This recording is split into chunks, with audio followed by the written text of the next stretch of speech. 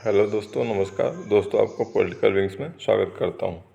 दोस्तों, मैं आज आपको चौधरी चरण सिंह यूनिवर्सिटी मेरठ का जो क्वेश्चन पेपर है उसके बारे में बताऊंगा। दोस्तों, ये जो न्यू कोर्स का पॉलिटिकल साइंस का अभी जो एनुअल एग्ज़ाम हो रहा है 4th सेमेस्टर का, उसके पेपर है दोस्तों। और ये जो पेपर कोड है उसका G4071, यानी कि पेपर नेम जो है दोस्तों इंडिया एंड द वर्ल्ड। और ये जो ये जो पेपर है दोस्तों, ये रेगुलर स्टूडेंट के लिए है, उसके बारे में है दोस्तों।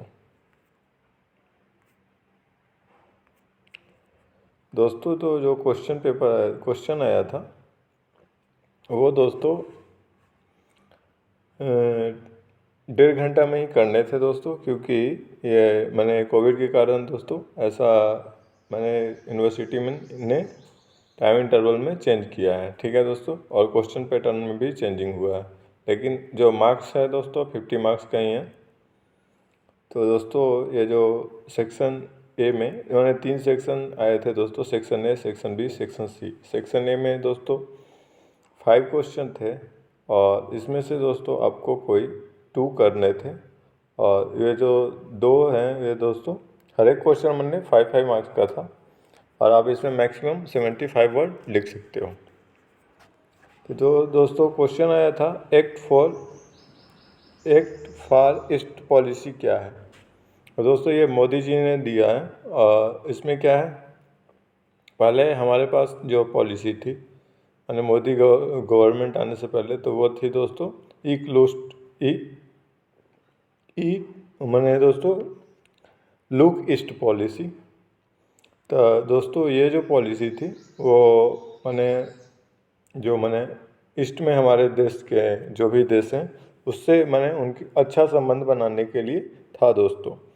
लेकिन जो अभी एक्ट ईस्ट पॉलिसी आया है, इसमें क्या है कि अच्छा संबंध तो बनाना है, लेकिन उस पर उनके साथ अच्छा संबंध बढ़ाना है, लेकिन उससे भी और बेहतर संबंध बनाने हैं और उस पर कार्य करना है। तो ये था दोस्तों एक्ट फॉर ईस्ट नीति। ठीक है।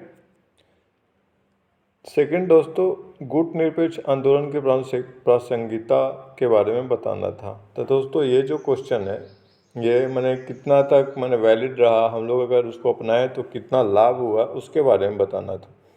तो ये दोस्तों जो गुट निरपेक्ष सिद्धांत है वो दोस्तों जवाहरलाल नेहरू जी ने और 2 देश के जो शासनाध्यक्ष थे उनके साथ मिलके किया था। एक तो जी नेहरू जी थे, और दूसरा टीटो थे दोस्तों, और तीसरा थे दोस्तों नेहरू, टीटो एंड मैं भूल रहा हूँ दोस्तों अभी उनका नाम। तो वो थे दोस्तों, ये 3 लोग मिलके इन्होंने किया था। और गुट निरपेक्ष में ये होता है दोस्तों कि ये एक ऐसी व्यवस्था थी जिसमें जब वर्ल्ड वार सेकेंड हुआ था उसके बाद पूरा विश्व 2 भाग में बट गया। एक सामंतवादी विचारधारा वाले हो गए, और दूसरा जो पूंजीवादी विचारधारा वाले हो गए। पूंजीवादी का प्रतिनिधित्व कर रहा था अमेरिका दोस्तों, और सामंतवादी का कर रहा था रसिया। इन दोनों युद्ध में तो साथ लड़े थे दोस्तों, लेकिन इन दोनों में ये बात की ये रहेगी आगे का जो वर्ल्ड होगा वो किस प्रकार की विचारधारा से चलेगी। तो इसके लिए ये दोनों फिर कोल्ड वार स्टार्ट हो जाता है दोस्तों इन दोनों के बीच, सैद्धांतिक कौन सबसे ज़्यादा अच्छा शासन करेगा इस आधार पर। दोस्तों ये जो कोल्ड वार होता है तो उसमें ये लोग दोनों ही ग्रुप के लोग ये चाहते हैं कि जो विदेश के और लोग हैं वो उनका समर्थन करें और उनके पक्ष में आए, और इसके लिए वो प्रलोभन भी देते थे दोस्तों। तो ये नेहरू जी ने इन्होंने ये बताया कि नहीं, ये मुझे किसी भी गुट में नहीं जाना है। हाँ दोस्तों, वो जो थर्ड नेम था वो नेहरू, टीटो एंड नासिर, वो 3 थे दोस्तों। ठीक है। ये 3 गुट निरपेक्ष आंदोलन में इन्होंने बहुत ज़्यादा भूमिका निभाई, और इसी के आधार पर गुट निरपेक्ष बना। और दोस्तों इससे क्या हुआ, इससे दोस्तों जो आगे वर्ल्ड वार 3 के जो चांसेस बन रहे थे वो काफ़ी कम हो गया। और भारत किसी भी गुट में नहीं गया और भारत अपने अकॉर्डिंग पॉलिसी बनाया, उसको जो उचित लगता है वही अपना करता था। ठीक है दोस्तों, तो ये गुट निरपेक्ष आंदोलन था और इसकी प्रासंगिकता उस समय काफ़ी थी, क्योंकि भारत दोस्तों तुरंत ही आज़ाद हुआ था। तो उसको अगर किसी भी ग्रुप में चला जाता तो थोड़ा सा क्षणिक लाभ होता, लेकिन बाद में उसे काफ़ी हानि झेलना पड़ता, क्योंकि दोस्तों आर्थिक तौर पे हम लोग मजबूत थे नहीं और हम लोग को अपना मैंने फिर से हम लोग ये नहीं चाह रहे थे कि फिर से गुलामी के जंजीर में जकड़ जाएं। अब मैंने ब्रिटेन से छूट के कहीं अमेरिका या रूस के पक्ष में बात करने लगे या वो जो बोले तो वही करना पड़े हम लोगों को, तो ऐसा चाहते नहीं थे। इसलिए ये उस समय गुट निरपेक्ष आंदोलन की प्रासंगिकता काफ़ी थी और अभी भी है दोस्तों। ये शांति लाना चाहता है विश्व के राजनीति में। थर्ड जो क्वेश्चन है दोस्तों, ये सर्जिकल स्ट्राइक दोस्तों आप जानते ही होंगे कि ये सेना का प्रयोग किया जाता है इसमें। और इसमें क्या होता है, जहाँ किसी भी क्षेत्र में जैसे आतंकवादी अगर मौजूद हैं तो वहाँ पे उसी पर्टिकुलर क्षेत्र पे ही जाके अटैक किया जाता है किसी भी देश के द्वारा। और भारत ने इसको दोस्तों दो बार कंडक्ट कर चुका है। एक बार दोस्तों बालाकोट एयर स्ट्राइक, और दोस्तों सेकंड है दोस्तों एक सेकंड वाला दोस्तों जो उसमें जाके वहाँ पे उस जो आर्मी वाला जो जिन्होंने किया था वो वाला दोस्तों। तो दो हो गया है, एक तो सेना ने किया था और एक वायुसेना ने, एक आर्मी ने और एक एयरफोर्स ने किया है। ठीक है, तो एयरफोर्स वाले ये सीआरपीएफ पे जो अटैक हुआ था उसके जवाब में किए थे दोस्तों। और जो आर्मी वाले हैं वो दोस्तों ये जब दोस्तों उन्होंने पाकिस्तान के आतंकवादियों ने आके जब सोए हुए भारतीय लोगों को उन्होंने सर काट दिया था दोस्तों, तो इसके जवाब में भारत ने वो आर्मी वाला ऑपरेशन किया था, आर्मी की तरफ वाला जो सर्जिकल स्ट्राइक था वो किया था। तो ये है दोस्तों, और इससे काफ़ी लाभ भी हुआ है इंडिया को। और अभी जो आतंकवाद का जो स्तर है इंडिया में, जो आतंकवादी घटनाएं घटती है वो काफ़ी कम हो गया है। तो ये बातें हैं दोस्तों।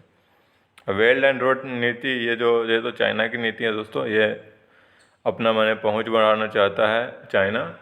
इसका मेन उद्देश्य ये है कि एक तो उसका देश के आर्थिक विकास हो, फिर रोजगार मिले उनके जनताओं को, फिर दोस्तों ये पूरे वर्ल्ड में सेंट्रल एशिया में ये दोस्तों अपना प्रभुत्व जमाना चाहते हैं। और जो वो जो दोस्तों एक अल्टरनेट रूट ढूंढना चाह रहे हैं, जो हिंद महासागर में भारत का जो नेवी का जो ज़्यादा प्रभुत्व है उसको कम करने के लिए, कि उसको अगर भारत से कभी प्रॉब्लम हुआ तो उसको काउंटर करने के लिए उन्होंने अपना दूसरा अल्टरनेट रास्ता अपना रहा है। और दोस्तों ये जो है वो शी चिनपिंग जो चाइना के राष्ट्रपति जी हैं उनका जो दोस्तों ये उनका स्वप्न है कि ये पूरा किया जाए। ठीक है दोस्तों। और अब फिफ्थ क्वेश्चन आया था दोस्तों, संयुक्त राष्ट्र संघ की सुरक्षा परिषद की ढांचागत सुधार की तक न्यायोचित है और कोई दो कारण बताएं। देखिए दोस्तों, ये भारत भी इसके पक्ष में बोलता है कि इसमें ढांचागत सुधार किया जाए। दोस्तों इसका कारण यह है कि भारत चाहता है कि जो भाई 75 ईयर्स हो गए लेकिन अभी तक उसमें चेंजिंग नहीं हुआ है, और पहले की स्थिति और अभी की स्थिति में काफ़ी अंतर है। भारत एक सुपर पावर के तौर पे उभर रहा है दोस्तों। तो भारत भी चाहता है कि हमें भी स्थान मिले। और दोस्तों आतंकवाद जैसे अनेक मुद्दे हैं तो उस पर भारत चाहता है कि हमें भी मिले। और इसके सुधार की क्या कारण है, दो कारण दोस्तों। एक तो भारत चाहता है कि विश्व में शांति बढ़ा रहे और जो शक्ति संतुलन है वो बिगड़े नहीं। ठीक है दोस्तों। और दूसरा कारण यह है दोस्तों कि शक्ति का जो विश्व है उसका ध्रुवीकरण ना हो। जो शक्ति है वो बहुध्रुवीय व्यवस्था हो। ठीक है दोस्तों। तो ये बातें हैं, इसके कारण ये चाहता है। और सभी लोगों का उचित प्रतिनिधित्व मिले, ये भी कारण है। अब दोस्तों नेक्स्ट जो सेक्शन बी है, सेक्शन बी में आपको 3 क्वेश्चन में से एक करना है और ये 200 वर्ड का लिखना है आपको। ये दोस्तों इसमें क्वेश्चन क्या आए थे, इसमें क्वेश्चन आए थे विदेश नीति के निर्धारण में भौगोलिक कारकों की भूमिका का वर्णन करें। अब इसमें दोस्तों भौगोलिक कारक क्या है, जैसे कि अगर भौगोलिक कारक में दोस्तों जो माने स्थिति क्या है देश की, अगर इंडिया के बारे में बात कर दे तो दोस्तों इंडिया का जो सीमा है दोस्तों, एक तो मैंने प्राकृतिक सीमा भी है और दूसरा मानव निर्मित सीमा भी है। प्राकृतिक सीमा वो हो गया जो दोस्तों जैसे समुद्री सीमा या पर्वत शिखर के द्वारा बनाया हुआ पर्वत शिखर या नदियों के द्वारा, और मानवीय जो बॉर्डर होता है दोस्तों वो माने किसी माने अधिकतर वो ज़मीन से रिलेटेड होता है, ज़मीन वाला क्षेत्र में ही। तो उसमें दोस्तों जैसे मैंने इधर जैसे भारत पाक का बॉर्डर है तो वो मानव निर्मित बॉर्डर है, ठीक है दोस्तों। तो उसी के अनुरूप माने कोई भी देश अपना विदेश नीति बनाता है। और जैसे जैसे तो भारत का जैसे अब समुद्री सीमा से जुड़ा हुआ तो समुद्र के स्तर पे वहाँ पे माने सुरक्षा करना, और दोस्तों व्यापार में भारत को काफ़ी लाभ होता है उससे, और सभी देश चाहते हैं कि भारत के साथ अच्छा संबंध बनाया जा सके ताकि माने भारत जो हिंद महासागर में उनके सामान को रक्षा कर सके और कोई भी भारत प्रॉब्लम ना करे उन लोगों को। और भी बहुत कारण है दोस्तों इसके, जैसे क्लाइमेट कंडीशन, इससे माने जलवायु का माने खतरा, ये सब दोस्तों है। फिर अगर माने जो भी स्थिति रहता है भौगोलिक, उसके अनुरूप माने खाद्यान्न का भी दोस्तों खाद्यान्न का भी उत्पादन होता है। जैसे अगर भारत का कंडीशन देखो तो मानसून माने यहाँ उष्णकटिबंधीय व्यवस्था है, तो यहाँ पे क्या होता है कि यहाँ पे होता है जैसे मैंने फसल उत्पादन में अच्छी माने फसल उत्पादन हो जाता है। और वही अगर यूरोपीय देश में देखो तो दोस्तों वहाँ माने ठंडा प्रदेश है, तो वहाँ पे दोस्तों माने चावल वावल का उत्पादन उतना होता नहीं है, तो यहाँ से भारत से जाता है चावल, और वहाँ से हम लोगों को माने वो लोग ज़्यादा टेक्नोलॉजी में आ गए हैं तो वो दोस्तों टेक्नोलॉजी हमको शेयर करते हैं। या माने साइट्रस फ्रूट जैसे अंगूर दोस्तों वहाँ काफ़ी होता है, तो वो सब वो शेयर करते हैं हम लोगों को, क्योंकि सब चीज़ सभी देश में होगा नहीं। फिर मिनरल ये सब भी दोस्तों, ये सब भी उसमें फैक्टर में आ जाते हैं, ठीक है दोस्तों। और भारत के आर्थिक हितों के संवर्धन ब्रिक्स का महत्व, अब ब्रिक्स से दोस्तों ये होता है मैंने ये क्षेत्रीय सहयोग के लिए मैंने बनाया गया है ये लोगों का। और जो दोस्तों मैंने वर्ल्ड बैंक है ये सब में मैंने वहाँ पे भारत का लोकतांत्रिक माने प्रतिनिधित्व अच्छा से बने, इसका निवारण किया, उसके लिए ये सब बनाया गया है दोस्तों। तो ये आप लिख सकते हो वहाँ पे। और 8वां दोस्तों है आतंकवाद की फैलाव को रोकने के लिए संघाई सहयोग संगठन की भूमिका। ये दोस्तों SCO जो है ये दोस्तों बनाया गया है 1900 मैंने ये दोस्तों 1996 में उसे उसका वो हो गया था, लेकिन फिर 2001 में दोस्तों इसका मैंने फर्स्ट बैठक हुई, और इसमें पहले दोस्तों 5 मेंबर थे, मैंने फाउंडिंग मेंबर 5 थे, लेकिन लास्ट में फिर छठा एक और जोड़ा दोस्तों। उसके बाद फिर मैंने चाइना, रूस, किर्गिस्तान, कजाकिस्तान, फिर दोस्तों फिर और दो हैं दोस्तों। और इसके बाद फिर 2017 में दोस्तों SCO में ये जुड़ा है अपना इंडिया एंड पाकिस्तान दोनों, ठीक है दोस्तों। अभी इसके वर्तमान में 8 मेंबर हैं। और यहाँ पे दोस्तों जो मैंने ताशकंद है वहाँ पे दोस्तों SCO का मैंने आतंकवाद विरोध के लिए वहाँ पे एक संगठन है, जो कि मैंने ये 5 लोग मैंने 8 देश वहाँ पे मिलके बात करते हैं कि किस तरह से आतंकवाद को रोका जाए। तो ये है दोस्तों यहाँ पे, उसके बारे में आप लिखना है वहाँ पे। सेक्शन C दोस्तों आपको 2 क्वेश्चन करने हैं, 5 क्वेश्चन है इसमें, और प्रत्येक क्वेश्चन 15 मार्क्स का है, तो आपको ये करना है दोस्तों। क्या क्वेश्चन आया था, भारत अमेरिका संबंध की समीक्षा चीन के प्रभाव क्षेत्र को नियंत्रित करने के संदर्भ में कीजिए। तो इसमें ये दोस्तों ये था कि अभी जो क्वाड बन रहा है तो ये चीन को नियंत्रित करने के लिए बन रहा है। भारत ने अमेरिका के साथ बहुत सारे सैन्य एग्रीमेंट भी किए हुए हैं और भारत जापान के साथ भी किया है। तो दोस्तों ये सब मैंने सैन्य बेस भारत यूज कर सकता है और अमेरिका भी भारत का मैंने यूज कर सकता है। फिर इंटेलिजेंस शेयरिंग का जो मामला है दोस्तों, भारत अमेरिका करता है एक दूसरे को, जिससे चाइना को नियंत्रित किया जा सके। और चाइना दोस्तों विकासवादी मैंने अपने आप को फैलाव करना चाहता है भारत के साथ, तो उसके संबंध कुछ अच्छा नहीं है और हमेशा चाहता है कि भारत को मैंने परेशान करते रहें। तो इसके लिए चाइना को नियंत्रित करने के लिए भारत दोस्तों अमेरिका के साथ गया और वहाँ पे मैंने उसके साथ कॉर्पोरेशन किया। दोस्तों इसमें अमेरिका का भी हित निहित है दोस्तों, क्योंकि मैंने अमेरिका को जो अभी टक्कर दे रहा है आर्थिक मामले या किसी भी मामले में, तो वो चीन है दोस्तों। तो उसको काउंटर करने के लिए उसने भारत का समर्थन लिया है दोस्तों। तो ये आप लिख सकते हो यहाँ। क्वाड जो बना है दोस्तों इसी के कारण बना है, और बहुत सारे संगठन हैं इसके कारण बने हैं दोस्तों कि मैं चाइना को नियंत्रित किया जाए।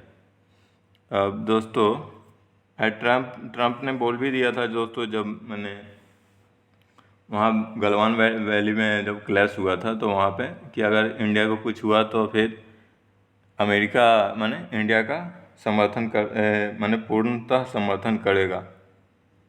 तो ये सब बातें हैं दोस्तों। 10th क्वेश्चन है दोस्तों, मोदी नीति की स्वतंत्रता उपरांत भारत की विदेश नीति में पूर्ण विराम है, परीक्षण कीजिए। अब दोस्तों मोदी का जो डॉक्ट्रिन है ये दोस्तों पहले के जो गुटनिरपेक्ष आंदोलन वाला जो सिद्धांत था उसमें अब कमी आई है दोस्तों। अब पहले भारत दोनों के बीच में रहता था, अमेरिका और रसिया दोनों के बीच में, लेकिन भारत अभी वर्तमान में रूस से शिफ्ट होकर अमेरिका के पक्ष में जा रहा है दोस्तों।